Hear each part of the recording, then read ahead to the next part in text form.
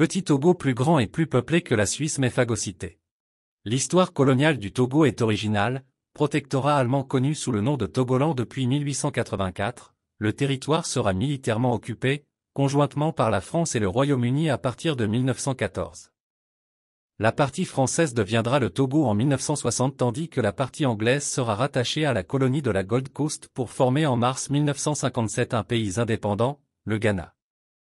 L'histoire post-coloniale du Togo n'est pas moins originale. De l'assassinat de Sylvanus Olympio, premier président de la République du Togo, le 13 janvier 1963, comme une signature de la France-Afrique florissante, jusqu'à la parodie d'élection présidentielle de février 2020, où le verdict des urnes sera remplacé par le verdict des armes, les occasions n'auront pas manqué pour que ce petit pays devienne adulte. Mais, à chaque opportunité d'avancée démocratique, d'un pouvoir qui se mettrait au service des gens, toujours le même coup de patte français, ce mauvais génie pour refermer la porte, garder tout le monde pris dans la nasse, mettre un coup d'arrêt à l'émancipation d'un peuple encore surpris de se faire traiter ainsi par le pays de Voltaire, Hugo, Duras et Sagan. Tous les petits pays de la planète ne sont pas maltraités. Qu'a de particulier le Togo? Ma collaboratrice Basma, dont le parcours de vie semé d'embûches est un modèle du genre, m'a dit un jour ce qu'il est difficile de voir pour quelqu'un comme moi qui n'a pas connu les plus terribles difficultés de la vie. Il est aisé d'opprimer un petit, lequel dispose de peu de moyens pour se défendre et s'affirmer. Mais ce n'est pas tant le fait d'être petit mais d'être perçu comme tel et surtout sans défense qui compte. Dans la cour de récréation internationale, le Togo est vu comme un faible. Parmi la meute, certains vont le harceler, d'autres le brutaliser et d'autres encore le racketter. Les surveillants regardent ailleurs et parfois même se défoulent sur le petit de la classe. Pareil pour le grand frère censé le protéger.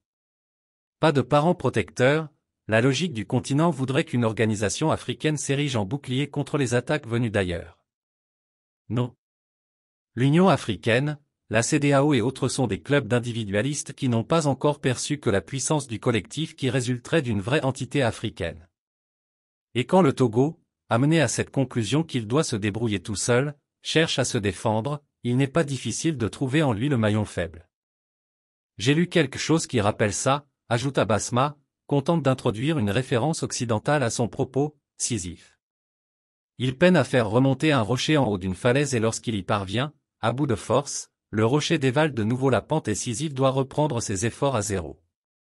À vrai dire, pour avoir vécu dans un pays de la péninsule arabique comme une paria car elle était à la fois femme et étrangère, pas l'une de ces étrangères de haute extraction sociale, non, une simple migrante ayant fui avec sa famille les affres de la guerre, Basma respire comme le Togo. Elle sait le mal dont les autres sont capables. Elle sait que la vie est une somme d'efforts difficiles et qu'à peine une épreuve est surmontée que d'autres, bien plus dures, se dressent sur le chemin de la vie. Je crois me souvenir lui avoir répondu que la vie de certains est frappée de la même malédiction que Sisyphe. Et de conclure, qu'au-delà du malheureux Sisyphe, Hadès s'est probablement aussi attaché à condamner la démocratie à retomber sans cesse, à n'être qu'un combat perpétuel qu'on ne gagne pas mais dans lequel on peut tout perdre. Basma ajouta, projetant peut-être sa propre condition à la situation, comme si elle avait voulu qu'on protège le Togo de la manière la plus juste, sans pour autant enfreindre son espace personnel, affectif, intime. Quand une cour de récréation est une jungle, ça finit toujours pareil. Il faut des règles et les respecter. Le Togo a juste besoin de justice. Rien n'est inéluctable et les maux que subit ce petit pays ne sont pas vraiment les siens, il peut s'en débarrasser. Ça viendra. Peut-être même plus vite que la réponse à ma demande de naturalisation française. C'est fou ce que les gens qui ont souffert sont philosophes et pleins d'espoir. C'est comme ça aussi que je vois Agbeyome Kodjo, candidat malheureux de l'élection présidentielle de 2020, mais homme intact. Malheureux parce qu'il a été volé, car pour le reste, l'homme sincère n'est pas malheureux, il sait avoir fait les choix justes. Alors c'est vrai. Le Togo est un petit pays. Rien de péjoratif dans le terme « petit ». Juste une approche factuelle de la situation. Petit pays fascinant dans lequel je n'ai jamais mis les pieds. Ce récit ne vient donc pas avec le regard brûlé par les passions qui se déchaînent sur place ni par une sorte d'empathie à vouloir sortir de la misère les gens que j'y aurais rencontrés. C'est par la relation que j'ai pu construire, petit à petit, entre respect de la dignité humaine et les phénomènes de domination violente que je regarde cette histoire récente du Togo. C'est aussi parce qu'un élu de la République, commissaire aux affaires étrangères, est censé être un gardien du temple, celui qui veille amoureusement sur les valeurs universelles, sur le bien commun. C'est enfin parce que très vite dans mon mandat, j'ai voulu mettre au défi des traités internationaux, des engagements des uns et des autres, des lois, des valeurs et des principes moraux la réalité de la politique française. Bien sûr, les malheurs du Togo s'inscrivent d'abord dans ceux de l'Afrique. Mais l'histoire de l'Afrique a sacrement déraillé avec la colonisation européenne, puis en sortie, avec ce système mis en place au moment des indépendances, dont il est extrêmement difficile de s'extirper. Il serait réducteur de penser que les mêmes mécanismes se sont imposés et s'imposent de la même manière partout en Afrique. Le Togo mérite aujourd'hui une très forte attention. Il est le révélateur du mal qui ronge l'Afrique, les démocraties occidentales et toute la communauté internationale. Le Togo est aussi un modèle du genre. Quand les regards se tournent vers l'Afrique depuis la France, ils se posent sur le Sénégal et son tourisme, le Maroc et son football et un peu quand même sur le désastre de notre politique armée au Sahel. Le Mali, qui répond désormais coup par coup aux errements de la diplomatie hexagonale cramoisie, focalise l'attention de ceux qui s'intéressent un peu aux évolutions récentes du grand continent noir. Difficile dans le maelstrom de coups d'État, de juntes militaires, de corrompus et corrupteurs de ne pas se perdre. On pourrait facilement verser dans le fatalisme et voir une malédiction politique inéluctable frapper les pays de la région.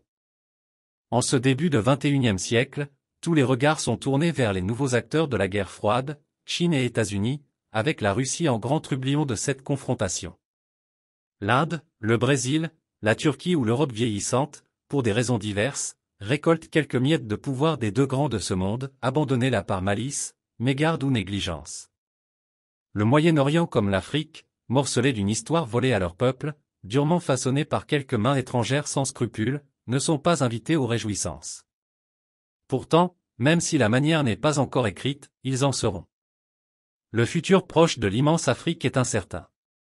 Pour le pire ou le meilleur, il déterminera celui de l'humanité tout entière. La mosaïque du continent, composée de 54 pays pour près d'1,5 milliard d'habitants, juxtapose des territoires très contrastés, très variés, qui évoluent différemment.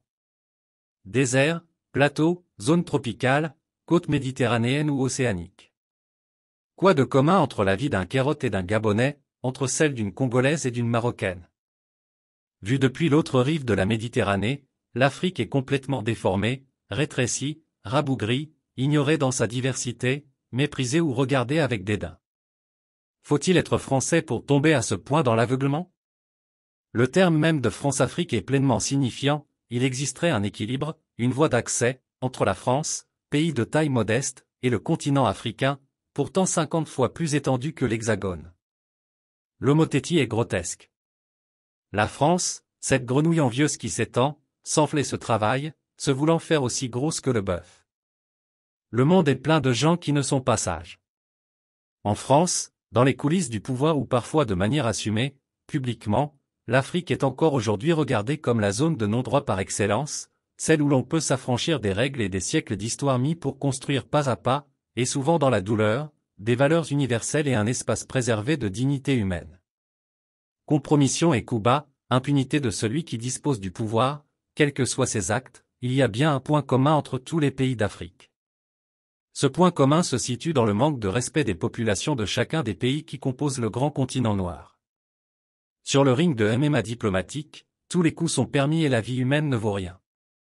Dans ce contexte, le malheur est encore plus grand quand un peuple s'inscrit dans la marche d'un petit pays.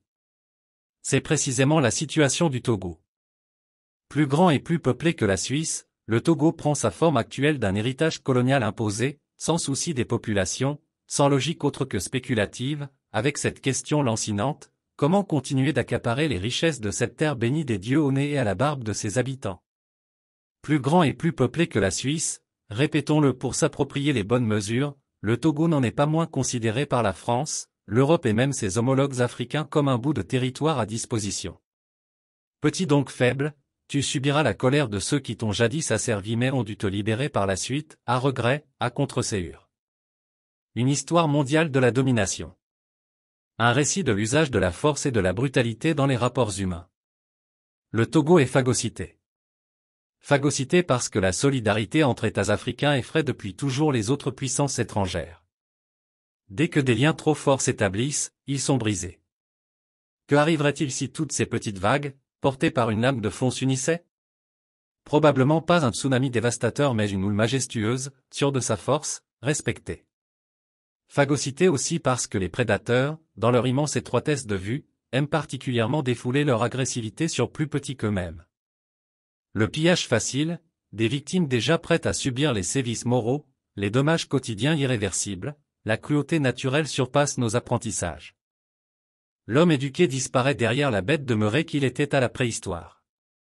Phagocyté enfin parce que des dirigeants cyniques, de part et d'autre, à Paris comme à Lomé, ont accepté un pacte faustien sur le dos du peuple togolais. Rien de nouveau. Ce n'est apprendre à personne ce mécanisme bien huilé qui consiste à graisser la patte d'un dirigeant et quelques importants de son entourage contre le champ libre à toute vendetta, saccage et pillage des richesses humaines, naturelles, sonnantes et trébuchantes de son peuple. À ce stade, on comprendra facilement le pillage, dans un monde où l'on veut toujours plus et pas seulement ce dont on a besoin, il faut nourrir l'avidité, la cupidité, le besoin de distinction sociale par l'argent et la possession. On pourrait s'interroger sur les nécessités de la vendetta et du saccage, probablement est-ce niché quelque part dans l'inconscient, à minima chez les élites politiques et économiques, que la dépossession liée à la décolonisation est inacceptable. Inacceptable. Si on ne peut s'enrichir sur le dos de tel ou tel, au moins son malheur et sa plus basse condition d'existence satisfera notre ego. Le plus vil est encore en nous, collectivement. L'idée d'égalité en insupporte plus d'un. L'ancien colonisé reste un indésirable. Bref, le Togo continue de subir les secousses et répliques du monde d'avant. La faiblesse de la force est de ne croire que dans la force, écrivait le poète Paul Valéry. Le monde occidental, a fortiori la France, n'a peut-être pas encore suffisamment médité ce propos. La force est d'ailleurs certainement en train de changer d'air. On pourrait être tenté de n'amener que quelques individus sur le banc des accusés. Le mal est plus profond, systémique, installé comme une multitude de poupées gigognes enchâssées les unes dans les autres. À peine un problème semble désamorcé que tant d'autres surgissent. Mais il y a les grains de sable, ces petits éléments à même de faire dévisser le système, qui parsème le Togo. Le Togo n'est peut-être assagi depuis si longtemps que pour mieux bondir.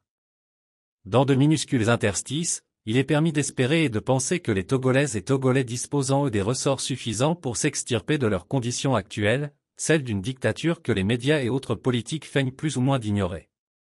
L'espoir existe aussi parce que ce « petit pays » ne l'est pas.